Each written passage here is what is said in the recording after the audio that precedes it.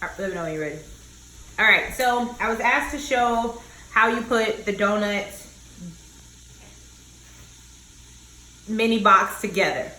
So I've never made a video before, so just bear with me. All right, so your template is on an 11 by 17 cardstock. I use the glossy cardstock, and so you'll need a pair of scissors, a sharp pair, a paper cutter, and a scorer to crease your lines so that they're neat and don't have the wrinkles in it. So first I start off by just cutting off the excess paper.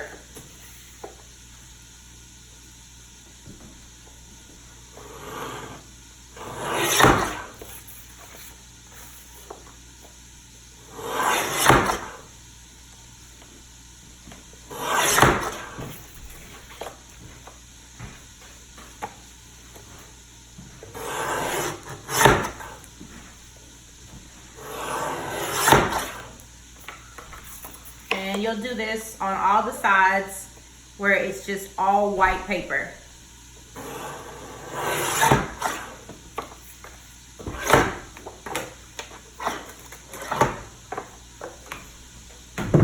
All right, so then you have to cut out the remaining white space. So it's a couple squares and some funky looking triangles. This is why you'll need a blunt pair of scissors, because you want to make sure that you get all the way up and it's a clean cut into the corners, or you'll have very odd edges around your box and they won't look as crisp and neat. And you can kind of just use the dark lines, or if you've changed your colors, you just use your dark lines as a guide to cut out along the lines.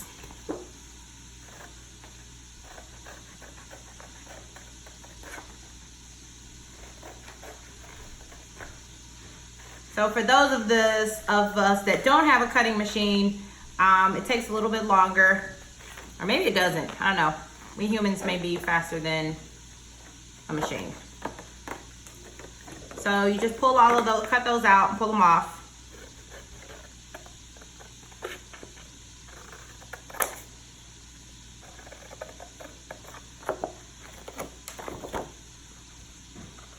Takes just a few minutes.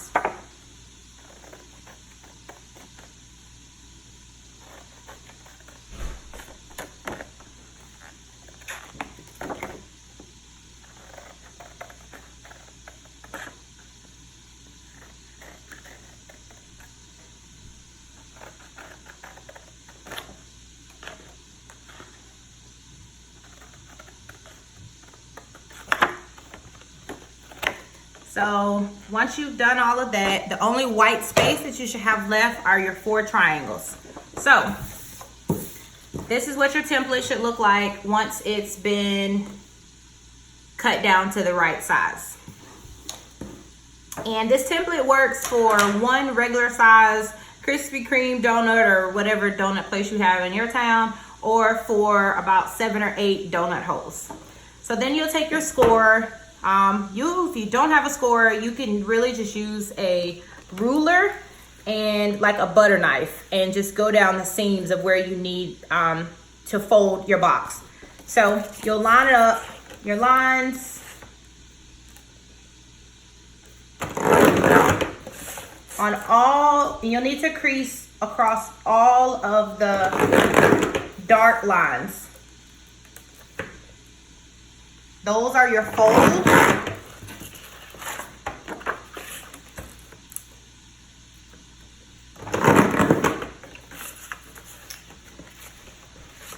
And for the longer sides, this template is longer than my actual score, but if you've already scored down the shorter lines, you can really just fold it in half and then put it on your score.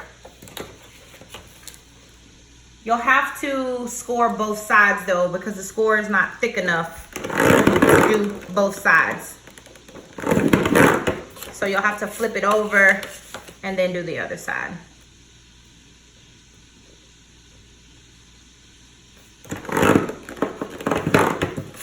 And then you do the same thing on this side.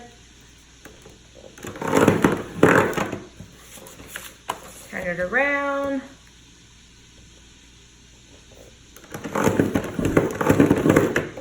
All right.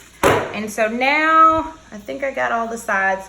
So when you look at your template, wrong side up, there should be lines. I don't know if you can see these in this video, but there should be some lines that tell you, that kind of guide you on your folds. So then next, you are ready to start folding. So you basically just fold and fold, fold in, fold in.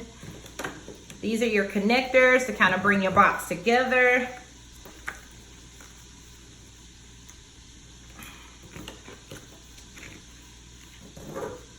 And so now you have this. Pull it in. Your triangle should go on the inside of your box. And how you secure this is kind of up to you.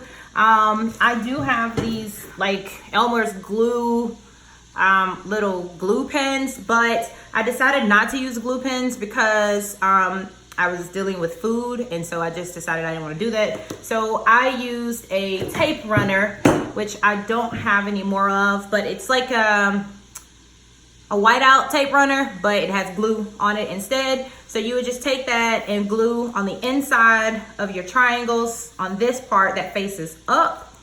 Pull your box up like this, and you can secure it multiple ways. So you can leave the flaps on the outside, and then once you fill in your whatever item you're gonna put in here, you would have to secure these, so you could just use a piece of Scotch tape around that. Or if you don't want to do that, once you've secured the inside of your box with the triangles, you can actually just fold all of those flaps inside, and then your box becomes secured. So in real life, if I had my tape gun, these sides would stay up, but because I don't have my tape gun, I have to hold them. So that is what your box would look like once you're done. All right, thanks.